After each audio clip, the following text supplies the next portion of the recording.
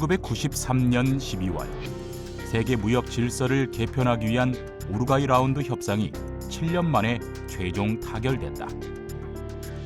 이 협상에서 마지막까지 치열하게 공방을 펼친 분야가 바로 시청각 교역이었는데, 그만큼 선진 각국은 일찌감치 문화 산업에 대한 중요성을 깨닫고 자국의 문화 보호와 발전을 위한 문화 전쟁에 가담했던 것이다. 하지만 당시 한국은 경제 현안에 밀려 문화 개방에 대한 대책조차 거론되지 않았던 상황. 문화 산업에 대한 낮은 인식 때문이었다. 과거 시대에는 레저라든지 여가, 활용에 대해서 좀 부정적인 인식들이 상당히 많이 있었죠. 그래서 노동을 중시하게 됐기 때문에 오히려 이 엔터테인먼트에 대해서 좀 배관시했던 측면이 있고요. 또 무엇보다도 한국 자체가 그런 엔터테인먼트 산업이 기반이 조성이 되지 않았기 때문에 이 경제적인 관점에서 봐서도 수익이 나지 않는다라고 많이 이제 평가가 되면서 90년대 초반까지만 해도 별로 이제 엔터테인먼트 산업 자체에 대한 사회적, 경제적 의미를 두지 않았던 측면이 많습니다. 허리띠를 골라내고 고통을 분담하여 위기 극복에 나서야 할 때인 경제 구조 조정에는 각 경제 주체에 뼈를 깎는 아픔이 따르게 마련이. 설상가상 1997년 외환위기가 발생하며 소비가 급격히 줄어들자 문화산업 시장은 더욱 축소될 수밖에 없었다. 이런 상황에서 프랑스의 문화 비평가인 기 소르망은 한국의 경제 위기가 문화적 빈곤에서 초래되었음을 지적했는데, 당시엔 누구도 쉽게 납득할 수 없었던 그의 발언은 영화 타이타닉의 개봉과 함께 증명된다. 전 국민이 금모으기를 통해 모은 달러가 고스란히 영화의 매출로 소비되고 있다는 우려 속에서도 타이타닉의 국내 흥행 성적이 1,700만 달러를 넘어선 것이다. 이는 문화가 경제에 미치는 영향을 단적으로 나타난 지표였고, 한국 문화 산업의 새로운 돌파구를 찾게 하는 계기가 되었다. 특히 한국의 방송 콘텐츠 같은 경우에는 수출한다는 것은 거의 상상을 할 수 없고, 방송도 그렇고 음악도 그렇고 콘텐츠 산업이잖아요. 이 콘텐츠 산업에서 우리들이 가지고 있는 역량이 사실은 굉장히 높았어요. 다만 문제는 뭐였냐면 다른 나라 사람들에게 보여줄 수 있는 기회가 적었다는 거죠. 보여줄 수 있는 방법을 어떻게 찾느냐가 사실은 문제였어요. 이듬해인 1998년 4월 김대중 대통령은 일본 대중문화 개방에 두려움 없이 임하라는 지시를 내린다. 단절되었던 시장을 개방하고 활발한 문화 교류를 통해 시장을 넓히겠다는 김대중 대통령의 의지였다. 90년대 후반에 이제 정부에서는 주로 엔터테인먼트 산업 자체가 어떤 경제적인 수익을 올릴 수 있다라고 하는 이제 전환의 인식이 있었습니다. 예를 들면 주라기 공원의 수익이 우리나라 자동차에 몇 대 해당되는 것이다라는 것이 문화는 이제 경제와 분리되지 않는다는 점을 이제 지적을 했던 것이고요. 그렇기 때문에 한국도 문화 산업에 관련돼서 경제적 관점에서 보게 되고, 세 차례에 걸친 점진적인 일본 문화 개방의 성과는 일본 NHK 위성 방송을 통해 드라마 겨울연가가 방영되면서부터 나타났다. 2003년 처음 방송된 이후 재방송, 지상파 방송, 특집까지 총 4차례에 걸쳐 방영되는데, 이는 시청자들의 요구로 일어난 최초의 편성이자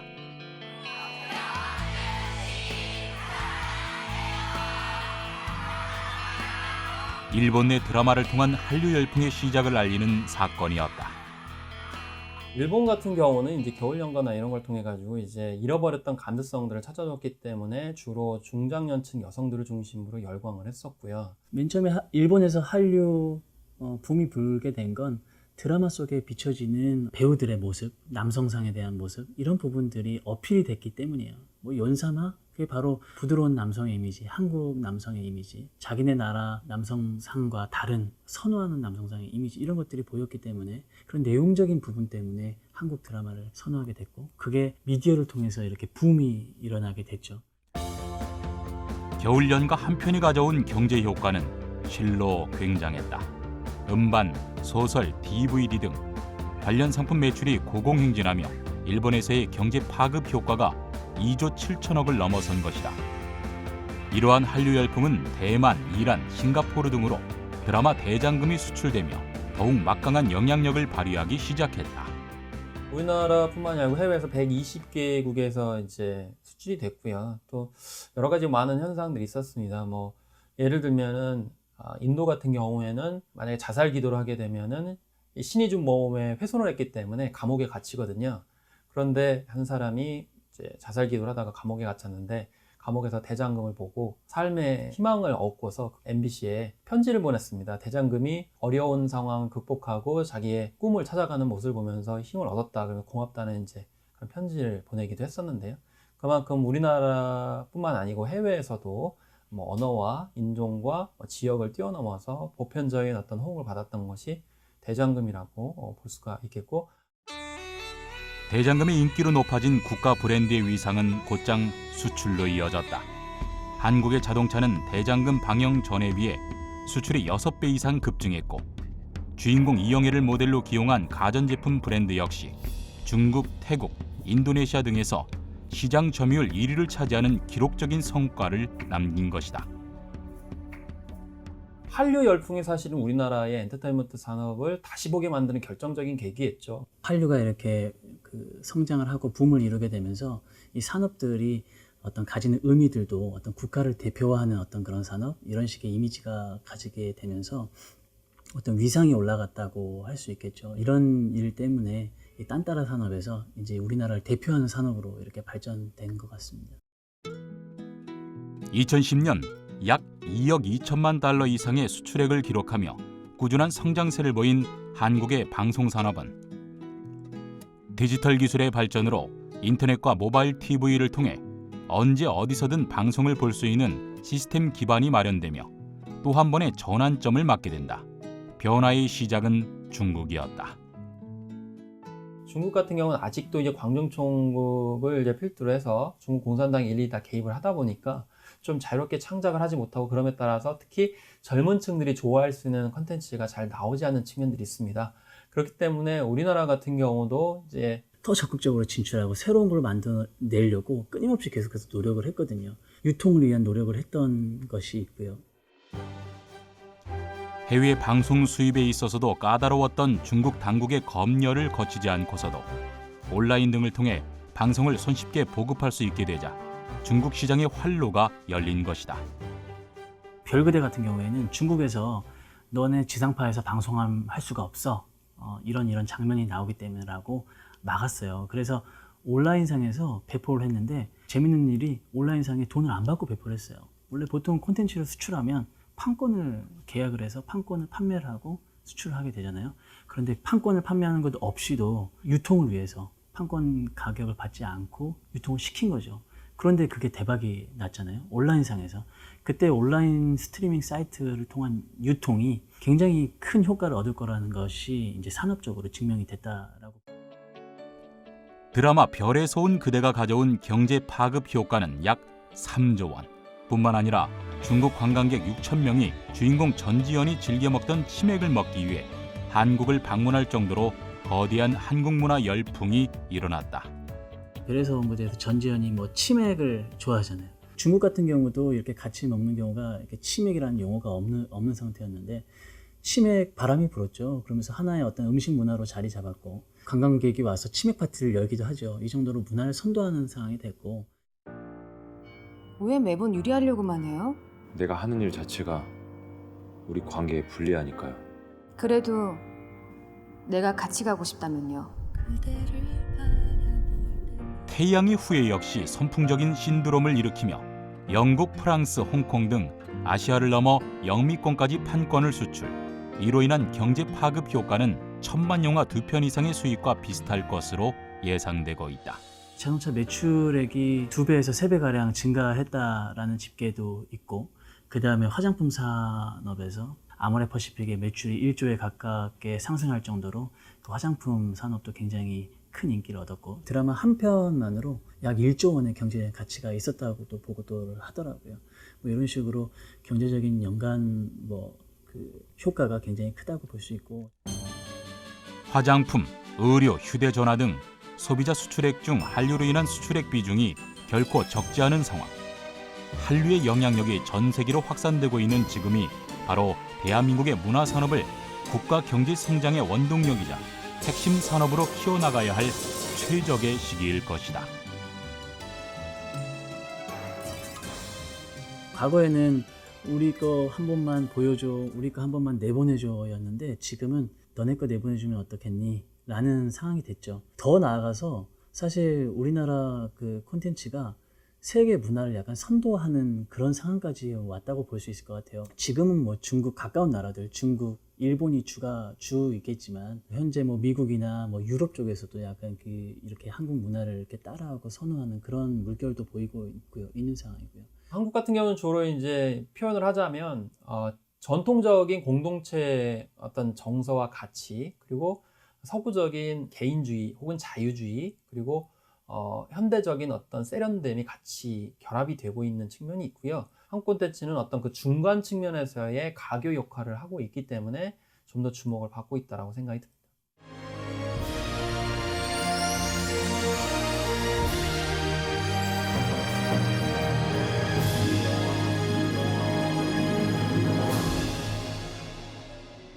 공연은 실제로 눈앞에서 벌어지는 거기 때문에 이 언어의 장벽을 해소하기 굉장히 어려웠어요. 그런데 이 난타 같은 경우에는 보편적인 공연 양식을 가지고 있었기 때문에 충분히 이제는 우리 공연이 세계화될 수 있겠다. 사실 전 난타가 우리 한류 지금 불고 있는 한류 이전에 훨씬 이전부터 저는 시작이 되었다고 생각해요. 우리나라 문화 산업 쪽에서는 되게 터닝 포인트였었습니다.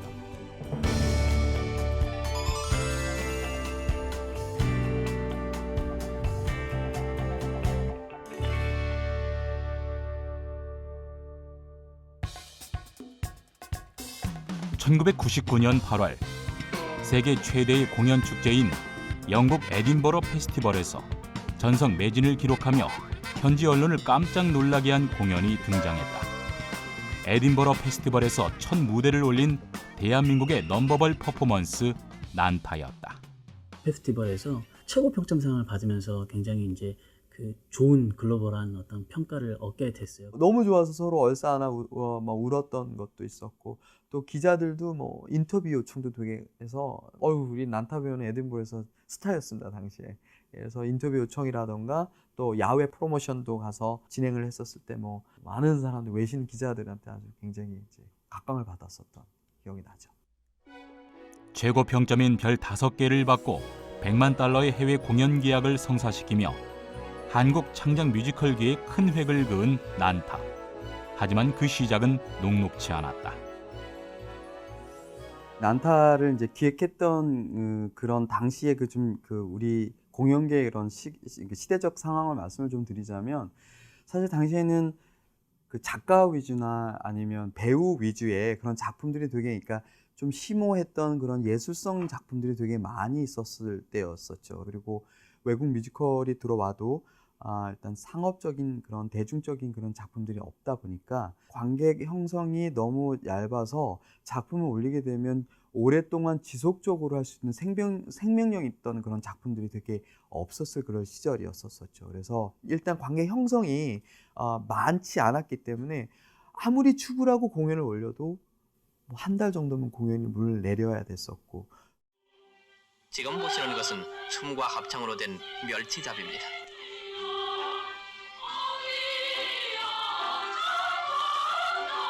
한국 창작 뮤지컬의 역사는 1961년 정부 지원을 받은 최초의 기업형 종합예술단체인 예그린 악단이 결성되며 시작됐다. 이곳을 통해 한국의 첫 뮤지컬인 살짝이 없어요가 선보인 이후 창작 뮤지컬은 꾸준히 발표된다.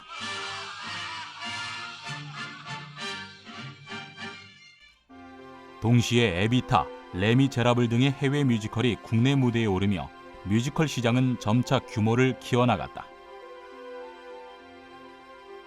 하지만 뮤지컬의 황금기는 그리 길지 못했다. 예그린 악단이 국립극단 산하로 편입돼 산업 방식으로 출발한 뮤지컬이 연극으로 인식되며 관객에게 외면을 받게 된 것이다. 작가 위주의 작품들, 그다음에 배우 위주의 작품들, 되게 심오하고 관객이 원하는 작품보다는 그들이 원했던 작품들이 되게 많았었던 거죠. 그러다 보니까 대중과 좀 멀리할 수밖에 없었던 그런 실정이었었고요. 창작 뮤지컬이라고 뭐 당연히 뭐 없지는 않았었지만 완성도에 좀 떨어지다 보니까 많은 관객들이 외면을 하고 서양의 외국의 수입 뮤지컬의 의존도가 되게 컸었을 때였죠. 대중한테 좀 많이 좀 외면을 당했던 그런 그런 시대가 아니었나. 사실 거의 시장이 없었다 해도 이제 과언이 아니죠. 그리고 특히 처음 단계부터 해외에 내놓을 만한 그런 작품을 기획하는 경우도 거의 없었기 때문에 거의 이제 우리 만족적인, 그리고 일종의 어떤 마니아들을 위한 공연, 특히 예술적인 어떤 정신을 고양한다는 측면에서의 공연 기획들이 많이 이루어지는 그런 상황이었다고 볼 수가 있겠습니다. 70년대부터 이어진 공연 산업계의 암흑기. 이 시기 판로 개척을 위해 과감히 세계 시장에 도전장을 던진 이가 당시 극단을 운영하고 있던 뮤지컬 제작자 송승환이었다.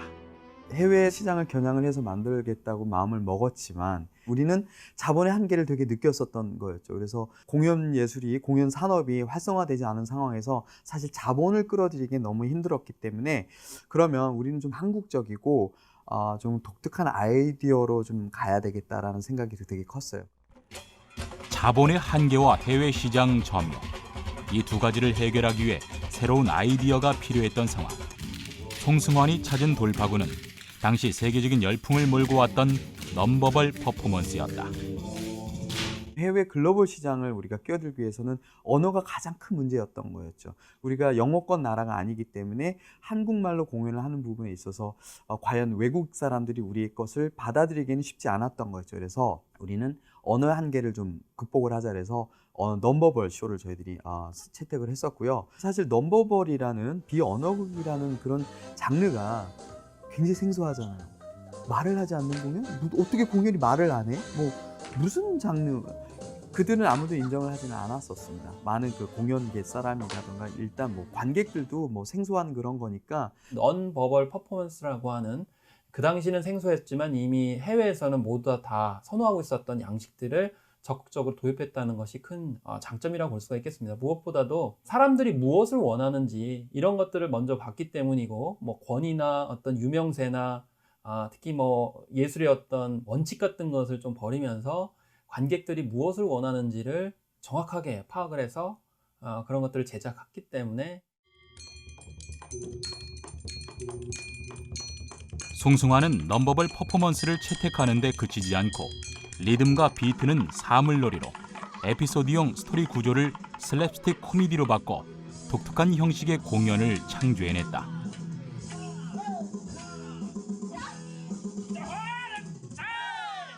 우리 작품에는 단순한 두드림과 그런 옴니버스의 형태의 작품이 아니었고요. 저희들은 거기에 스토리 라인을 첨가를 시켰고 가장 동양적이고 그런 코미디 요소를 저희들이 중간중간 넣기 시작을 했었습니다. 그리고 생각을 한번 해보세요. 우리가 그냥 보았던 도마나 냄비가 악기를 둔갑을 하는 거예요.